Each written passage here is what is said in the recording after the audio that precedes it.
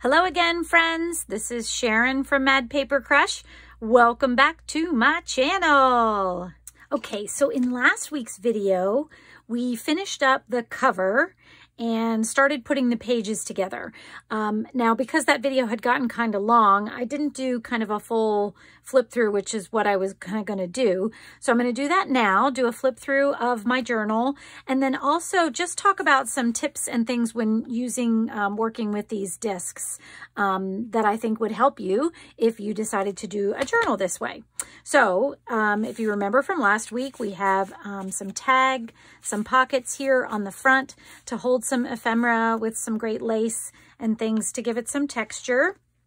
And then I did go ahead and put in some ephemera and all the pages, or at least the pages that I'm going to start with. The one thing that I really love about disc journals is that you can take things out, put things in, you can move things around, and you know, it's very flexible in that way. So because I want to be able to document as much as I can this December, and you know, I may decide that you know, I want to use a different page for my cover page, I can just add something else in here, or I can take this out and move it around. So that's kind of why I'm excited to use this for documenting my December.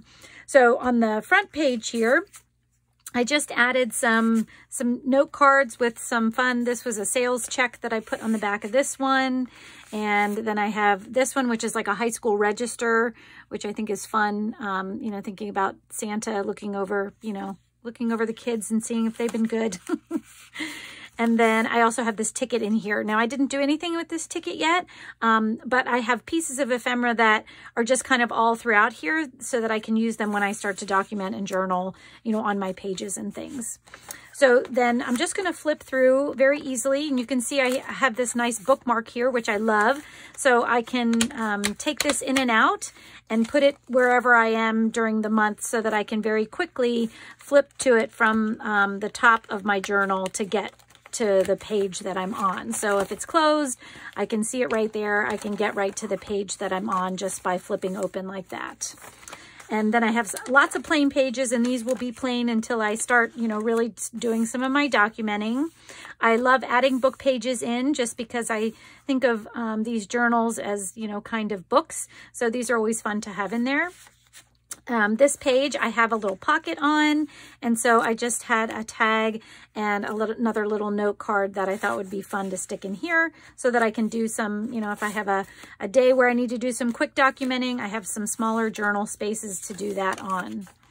And then I have these pages that I think I had mentioned before where I folded them in half, and some of them I glued all the way together. This one I left open to make a nice big pocket so that if I wanted to put some, you know, my receipts or different things like that in here, I could do that as well. More blank pages, and then I have some smaller pages which I like to keep in here as well. This one I sewed a pocket onto the flip there, and I have just a little note card in there. And then I have this little tea bag envelope here that has a very small Merry Christmas card in it. So I thought this would be good for journaling, but I'm keeping this in, you know, open to decide, you know, hey, do I want to use it for something else or whatever. So I'm trying to be very flexible about all the ephemera throughout. And then I have some of these book pages, and I like keeping the flap here so that I could do some collage, or even keep some of my maybe Christmas list information in here so that it would be kind of hidden. I like that idea. And then I have this Greek flashcard page, which I really like, that I could, you know, they're perforated, so I could pull them out and put them other places if I wanted to. And more pages. This one I think was glued all the way down, so but I can still journal on there if I'd like to. Another floral book page, because I seem to always want to have those in there, the botanicals. And then this was the page that I made a double pocket in. So I have two of my tags just kind of sitting in here right now. And once again, you know, I may decide to put something else in there, but I like having the textures coming out of the side of the journal in that way. More book pages. This is just a small ledger paper that I tea-dyed. I love the way this looks. And the green ink for the lines really goes with this well. And then here's an envelope that I put together, and this is kind of all that sort of ephemera that's waiting to have something done with it. So there are some tabs in here. There's just some little frames, some labels in here, because I love using labels, and these are kind of Christmassy themed. They have some horns on there, a sleigh, some holly there. And then a mailing label from Santa Claus. So I thought that was fun. So I'm just going to keep this all together in this envelope right now so that I always, you know, have a piece that I can pull out and put somewhere if I wanted to, and maybe even add to it as I go as well. So more just regular pages here, book pages. And I have another high school register page in here that I think is fun.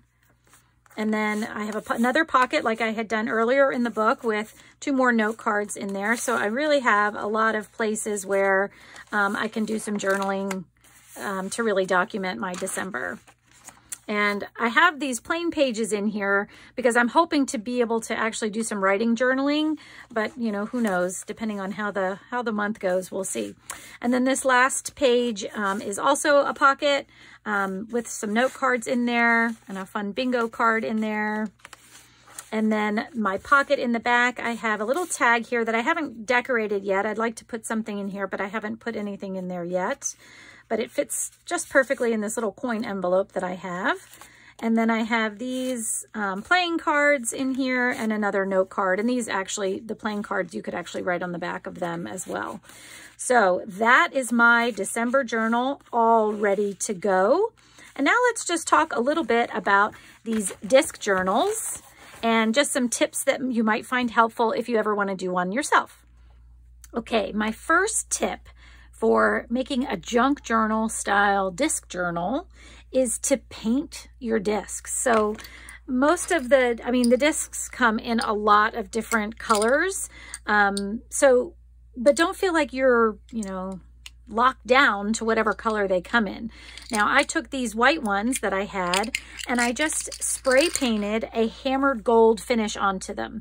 And now you can see they still have some white that's sticking through, but I still really like, you know, the overall effect of how these look now and how they sort of tie the whole thing in together. So don't feel like you have to stay with whatever you purchased. You know, go out on a limb and paint them up and, you know, make them match whatever, you know, color theme you're using throughout your journal. One thing I will caution you though, is that you need to be careful about, you know, gooping up the paint on the inside of the discs because it will make them harder to turn. So a couple of mine, I think, might have some little pieces of paint right on the inside there. So I'm trying to, you know, turn them and keep them loose. I may even go in with a small file and just go right around the inside of these discs to make sure that my pages, you know, flip as easily as possible, you know, with the book there. But I think that's a great tip to really help tie in your whole theme together. Okay, next fun tip for disc journals is to add bookmarks. I love adding bookmarks because it helps me keep my place in my journal or keep different sections of the journal quickly accessible if I wanted them to be. So in this case, I used an old time card and some paper and glued them together just to give it some sturdiness. You could use cardboard here, chipboard. You could even use like an old Christmas card or something like that so that you'd have a memory of some Christmas past that you would keep in your book. So you could definitely do that as well. Now to make a bookmark, it's pretty easy. I've cut this to, I don't even know what size it is, and I don't even think I cared. Like I just decided, okay, this I'm sure was a piece of scrap paper that I had left over. And so I just cut it down into a rectangle and I decided about how far I wanted it to be from the top of the page. And once I did that, now I'm just going to kind of pretend like these punches aren't here and that we're starting from scratch. I put my bookmark where I want it to be above the top of the page. And then I just took my pencil and made a mark where this first punch of the disc would be. So then once I have that, all I need to do is using my punch tool is put in my punches. Now, when you do that, you need to be sure that you're putting your first punch at the first punch location on your tool so that there's no punches above that if you want that to be plain. So once you make your punch, then you have your punches in there and it fits nicely in here and sticks up at the top so that you can quickly get back to this page. Now, if you wanted to, you could add punches all the way up and down throughout the entire thing so that you could put it anywhere in the book. So right now, if I didn't want it to stick up above the top, it would kind of rub against this disc that I don't have a punch in it for. So if you wanted to do that, you absolutely could, but just be aware that a bookmark, when you make it so that there is nothing above that first punch, you won't be able to move it down as easily into different, spaces in the book, which is okay. If you're doing it as a bookmark, you may not even want to do that. So there's your bookmark. It easily comes in and out and you can move it around inside your book. And I also really like side bookmarks. So bookmarks that come out the side and give you a tab on the end here. So there's a couple of different ways you can do that. And I thought we would do one together. So once again, you have to decide, how wide you want it.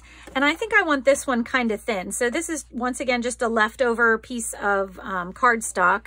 I do want it to extend beyond the edge of the book. So I know my edge of the book is 6 inches long. So this part is 6 inches. So I want my tab to go above and beyond that. So I'm going to cut my bookmark at 6 3/4 inches, just so I know that it's going to stick up above, or I'm sorry, on the outside of those pages and everything that's currently in there. And then this one's really wide. I am going to cut this one down. I'm trying to decide how wide I want it to be. So I'm going to do a wide one this time. So I'm going to do a 4.5 inch cut here. That's a nice wide tab. I like that.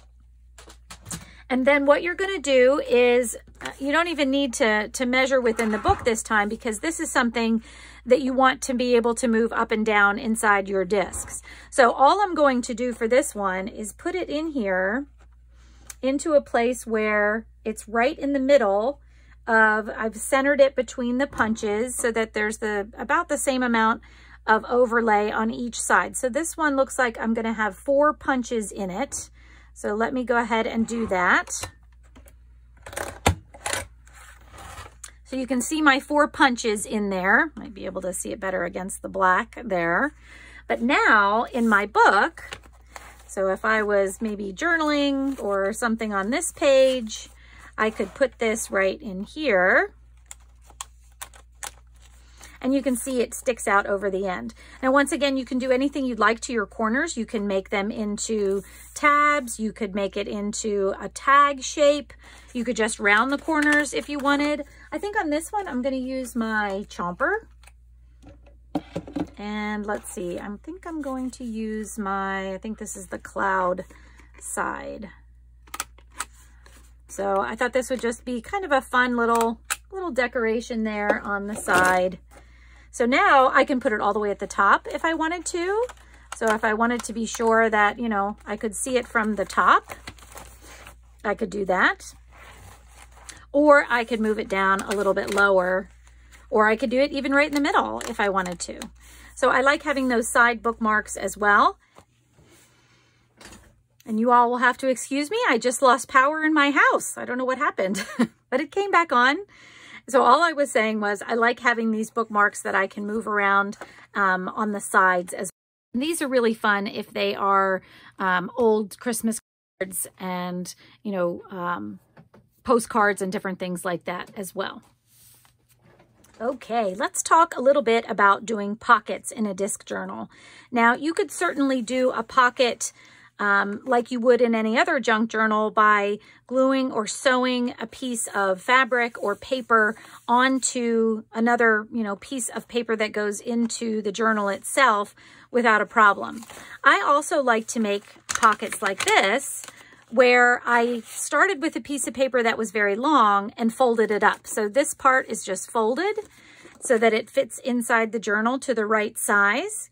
And then all I did was sew on one side. So the bottom is together because of the fold, and then I have sewn on the side to create a pocket.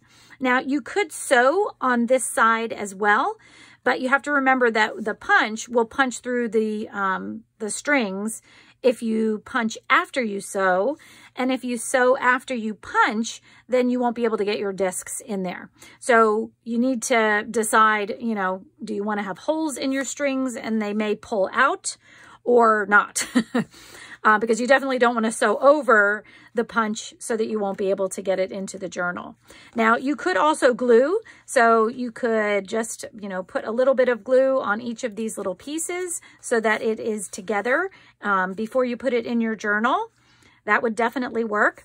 I like to just leave it open. So putting it in the journal just like this keeps it together as a pocket for me. So, I mean, unless I was, you know, going to stuff 100 things in there and really pull it apart, this works just fine for what I would want to do with that. So you can do it any way you want. And once again, you don't even have to do it this way. You know, you could sew something onto the page itself to do more of a traditional pocket if you wanted to.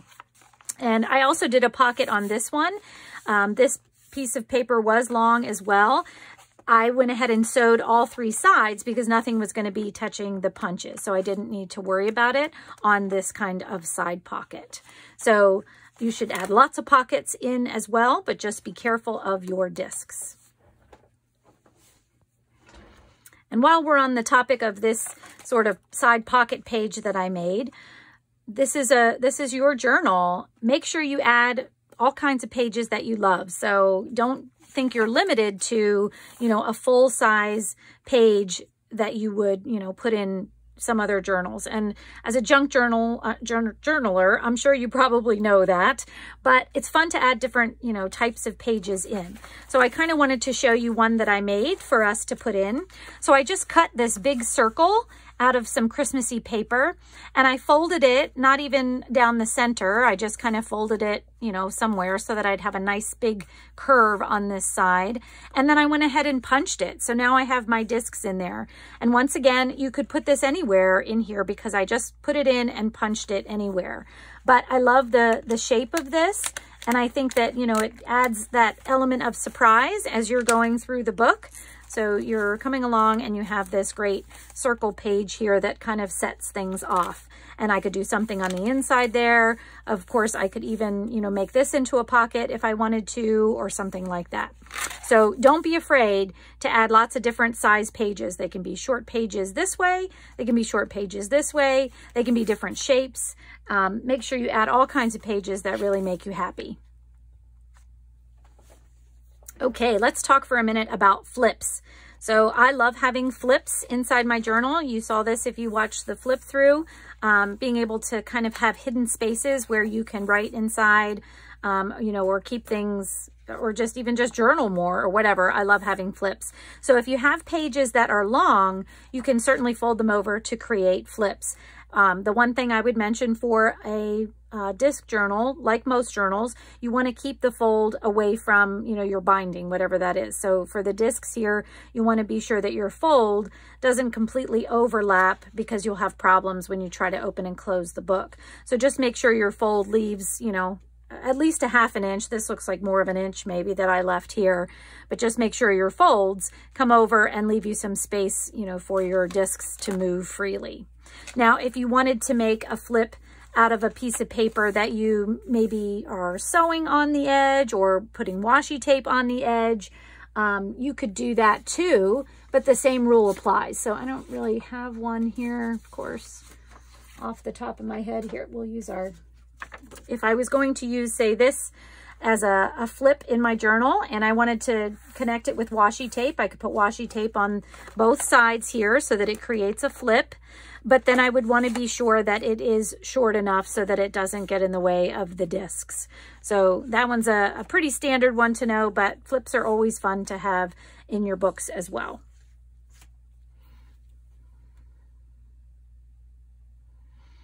Okay, and my last tip for making a junk journal from using the disc style journals is that you might want to have the extra size up discs on hand. So if you've noticed, I mean, I haven't really decorated this much at all. I have put my ephemera in, but it's very quickly becoming big. Now I could use a paper clip instead of this bulldog clip here, and that would, you know, save me some space. But you want to be sure that once you start decorating and adding your ephemera and things like that, your book isn't too unwieldy on the size discs that you're using. So if you have the next size up or 2 sizes up, I'm not even sure what this one is, I could always just substitute these out and put the bigger ones in so that I would know for sure I'd have enough room for my journal to grow. And that's kind of the other thing I love about these disc journals, is that they give you options. So if you're sewing signatures in, it's harder to add things to let things grow. But if you have another size disc, you could easily let this get a lot bigger than it already is if you wanted to do that.